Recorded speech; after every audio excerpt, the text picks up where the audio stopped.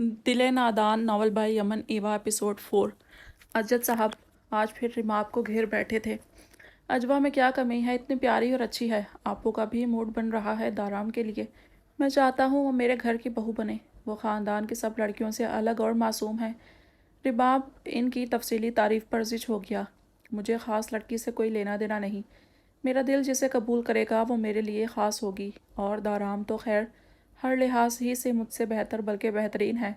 अजवा के लिए वही अच्छा रहेगा। रिमाब ने इनकार के साथ राय पेश की। अजद साहब का बस नहीं चल रहा था कान से पकड़ कर ले जाएं और निगाह पड़वा दें, मगर रिमाब ने इनकी खामोशी का फ़ायदा उठाया और तेज़ी से बाहर निकला और गाड़ी निकाल कर दाराम की तरफ जाने लगा। इसे जब कुछ फ्री टाइम मिलता वो इसी के पास स्पेंड करता था। इसे अजवा से कोई मसला नहीं था, इसे बस एक इशू था कि अजवा से शादी का ख्याल अजद को किन्जा बेगम यानी इसकी स्टेप मदर ने दिलाया था, और वो इनकी ख्वाहिश क्यों पूरी करे। हालांकि अजवा वैसी ही थी जैसी वो चाहता था, पढ़ाई में अच्छी, हिजाब लेने वाली, शायसी और धीमा बोलने वाली। अजवा ने हर वही आदत अपना ली थी जो रिमाप को पसंद थी, मगर फिर भी इसे अजवा से चिढ़ होती थी। वजह किन्जा बेगम का अजवा से लगाव था। रिमाब की गाड़ी और सोचों को एक झटके से ब्रेक लगा था। इसकी गाड़ी के एन सामने वो क्रीम कलर की चादर वाली लड़की कबूतर की तरह आंखें बंद किए खड़ी थी। वो तेज़ी से बाहर निकलकर इसके पास गया। क्या आप ठीक हैं? रिमाब ने शर्मिंदगी और परेशानी से पूछा, तो लड़की ने डरते डरते आंखें खोलकर इसकी तरफ देखा। जी जी ठीक हूँ, वो गड़बड़ा कर बोली, जबकि रिमाब की नज़र इसकी गहरी नीली आंखों पर टिक गई। इसे बेख्तियार पहला ख्याल दाराम का आया था। इसने सर झटक कर इसे देखा। सॉरी, गलती मेरी थी। आप चल सकती है ना? चोट तो नहीं लगी ना? रिमाब ने उसके चेहरे पर तकलीफ़ के आसार देखकर पूछा। जनाब, आप मेरा पाँव पर से हटोगे तो चल सकूंगी ना? वो लड़की लब काटती आहिस्तगी से बोली। तो रिमाब ने चौंक कर नीचे देखा, जहाँ इसके भारी शूज़ के नीचे इसका नाजुक पैर दबा था। इसने जल्दी से एक कदम पीछे लिया और माजरती अंदाज से हाथ खड़े किए। आई एम सॉरी, मुझे पता ही नहीं चला। सो सॉरी, रियली सॉरी दिखाएं, ज़्यादा मसला तो नहीं। वो खिफत से बोलते नीचे को झुका तो वो झटके से पीछे हुई। मैं ठीक हूँ, वो जल्दी से बोलकर रोड की दूसरी जानिब भागी। इसके लहजे में पख्तून रंग से पता चलता था वो पठान लड़की है। बुरे वक्त हर वक्त अजवा की रट अच्छी है, प्यारी है, तो क्या शोपीस बनाकर कमरे में सजा लूँ जब दिल ही नहीं मान रहा। उफ, दिमाग ख़राब कर दिया है मेरा। वो सर नफ़ी में हिलाता गाड़ी में बैठकर आगे बढ़ गया। एडम सर डाले उदास बैठा था। बेला के बहुत ज़्यादा शोर करने पर लॉरा अपनी बेटी सोफिया को इसके बाप के पास भेज रही थी। इस 13 साल की लड़की को अपना कसूर तक नहीं पता था। वह तो दूसरी लड़कियों से बहुत मुख्तलिफ और मासूम थी, लेकिन इसका जहन बुरी सोचों से पाक था। मगर इसे दुनिया में एडम ही क्यों मिला था, जिसे वो शायद अपने माँ बाप से भी ज़्यादा चाहने लगी थी। क्यों एडम, तुम ऐसा क्यों करोगे? सोफ़ी, वो छोटी गरीब बदसूरत लड़की तुम इसे इतना कीमती चीज़ की तरह संभाल कर क्यों रखते हो? आंट रोज़ी यूँ तासुब का इजहार कर रही थी जैसे इसने जुर्म कर दिया था, और जुर्म ही तो किया था। बेला को छोड़कर सोफ़ी को अजीज़ रख रहा था। बेला की सब्ज़ आंखें एडम पर जमी थीं। इसने बेला वेल्ट को कमतर समझा था, तो इसे अब जान लेना चाहिए वो क्या चीज़ है और क्या कर सकती है। Adam is just friendly to her. It is not a big deal Rosie. Adam did not commit a crime. Why are you yelling? Adam बस इससे दोस्ताना रवैया रखता है, ये इतनी बड़ी बात नहीं रोज़ी। एडम ने जुर्म तो नहीं किया, तुम क्यों चिल्ला रही हो? एलिज़ाबेथ को एडम का खामोश झुका सर दुख में मुब्तला कर रहा था। एडम की आंखों में नीला पानी तैर रहा था। हर बार जब इस पर हुक्म सादर किया जाता या अपने हिसाब से चलाया जाता, इसकी आंखों में तैरता नीला पानी इसकी बेबसी जाहिर करता और एलिज़ाबेथ का दिल दर्द से भर जाता। Adam my son, know your place. You are not an ordinary person. Adam, मेरे बेटे, अपनी जगह पहचानो, तुम एक आम इंसान नहीं हो। मैथेल्डा ने इसका गाल प्यार से थपथपा कर कहा। Just wait one more year and you will adult. I will let you with this damn girls. But be in your limit yet. बस एक और साल इंतज़ार करो और तुम बालिग हो जाओ। मैं तुम्हें इन काबिल नफ़रत लड़कियों से खेलने दूंगा, मगर अभी फ़िलहाल अपनी लिमिट में रहो। इसके नाना स्टीफ़न तमस्कुर से हंकारा भर कर बोले। एडम के दिमाग की रगें फटने वाली हो गई थी। He is good for nothing. और ये नकारा इंसान है।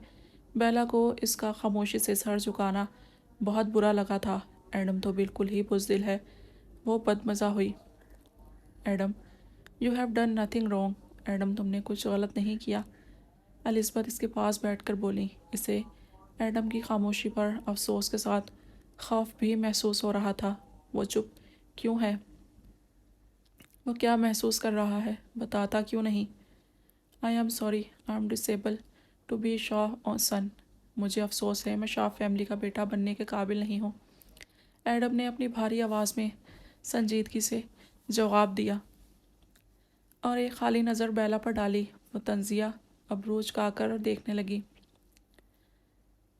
एडम उठकर वहाँ से निकला और लॉरा के पास पहुँचा। सिर्फ सोफ़ी उदासी से बैठी थी। एडम को दोबारा कभी ना देख सकने का गम इतना था कि वो एडम के आने पर हमेशा की तरह उठकर मिली भी नहीं। Mrs Laura, I am sorry to say it was all about me, but Sophie should not be punished for my doing. मुझे अफसोस से कहना कर पड़ रहा है मिसेस लॉरा, ये सब मेरे बारे में था, लेकिन सोफ़ी को मेरे किए की सज़ा नहीं मिलनी चाहिए। एडम की बात पर लॉरा और सोफ़ी चौंकी। एडम ने लॉरा से कहलवा कर सोफ़ी को शहर भिजवाया और ये भी कि वो खर्च उठाएगा, सोफ़ी बस पढ़ाई करे। इससे अजीज़ थी सोफ़ी, वो इसे कैसा सज़ा झेलने दे सकता था? वो खामोश रहकर अपना काम कर सकता था तो शोर क्यों करता? वो जब वापस आया तो बेला की शकी नज़रें इस पर जमी थीं। एडम को परवाह नहीं थी। मैं अब चाहती हूँ तुम्हारी शादी कर दूँ। क्या तुम्हें कोई लड़की पसंद है? शाइना बेगम ने इसके फ्री टाइम का वेट करके बाकायदा बात शुरू की। सीने पर हाथ बांधे दाराम ने इनका चेहरा बगौर देखा। क्या मुझे पसंद की शादी करने की इजाज़त दे रही हैं? वो नरमी से मुस्कुराकर पूछ रहा था। उन्होंने पहलू बदला। ऐसा तो वो खैर कभी नहीं चाहती थी। न जाने कैसी लड़की पसंद कर बैठे। हाँ बेटा, क्यों नहीं? किसी को पसंद करते हो? वो बज़ाहिर मुस्कुराकर बोली। चाहे पूरे ख़ानदान पर अपनी अमीरी का रोब झाड़ लेती थी, लेकिन ये भी सच था, इस दुनिया में शाइना बेगम अगर किसी से दबती थी तो वो इनका बेटा दाराम था। क्या आपने कोई पसंद कर ली है मेरे लिए? दाराम शायद अपनी पसंद बताने से झिझक रहा था, तभी इनसे सवाल किया। कब से खामोश बैठी हानिया और सानिया, माँ और भाई की बोरिंग आप तुमसे उकता गई तो मैदान में कूदी। भाई को कोई पसंद नहीं होगी। मामा, मेरी फ्रेंड लाइला आपसे आप मिली है ना? वो कैसी है? इंतहा की हसीन है वो। हमारी भाभी लाइला जैसी ही होनी चाहिए, हानिया ने पुरजोश लहजे में कहा और दाद तलब नज़रों से दाराम को देखा। नहीं हानि, मुझे वो नहीं पसंद, इसमें एटीट्यूड है बहुत। सानिया ने फौरी नाक चढ़ाकर इसकी बात की नफ़ी की थी। तुम दोनों तो चुप रहो, लाइला अच्छी और प्यारी लड़की है, रिच फैमिली से बिलोंग करती है, मगर शाइना बेगम ने कहते रुक कर इन्हें देखा और फिर दाराम को देखा। जब घर की लड़की सामने है तो इनकी बात पर दाराम चौंक कर सीधा हुआ। हानि और सानी ने भी सवालिया नज़र से देखा। ददयाल कि सब लड़कियां इंतहा की मॉड और एरोगेंट हैं, और ननियाल में कौन इस काबिल है कि दाराम की दुल्हन बन सके? इन्हें तो कोई नहीं लगती थी इतनी काबिल। अजवा, मुझे अजवा शुरू से ही बहुत पसंद है। वो इनोसेंट है, प्रीटी है और कोई बैड हैबिट्स नहीं। वो अजवा की तारीफ़ करते हुए टांग पर टांग चढ़ा कर बैठी। अंदाज ऐसा था कि देखो हीरा बरामद कर लिया ना। सानिया कुछ कुछ एग्री हो गई थी इनसे। हानिया को लाइला को रिजेक्ट करने का गम हुआ। अभी तो वो पढ़ रही है, आई थिंक एमएससी करना चाहती है। अभी ये टॉपिक रहने देते हैं। दाराम ने अपने अज़ली नरम अंदाज से समझाकर फ़िलहाल के लिए बात समेटी। शाइना बेगम को भी इसके मुस्बत जवाब से हौसला हुआ, मतलब इनकार ना था अजवा से। अभी वो 25 का ही तो था, कोई इतनी बड़ी एज नहीं। अजवा भी पढ़ ले, फिर वो मुतमईन हो गई। हानिया पैर पर ढक कर चली गई اور پرواہ بھی کسے تھی اس کی۔ ثانی اور شائنہ بیگم کو باتیں کرتا چھوڑ وہ اپنے روم میں آ گیا۔ بے حد کھلا اور بڑا کمرہ جس میں شاندار صوفے اور کرسٹل ٹیبلز قیمتی خوبصورت ڈیکوریشن پیسز سے سجاوٹ کی ہوئی تھی۔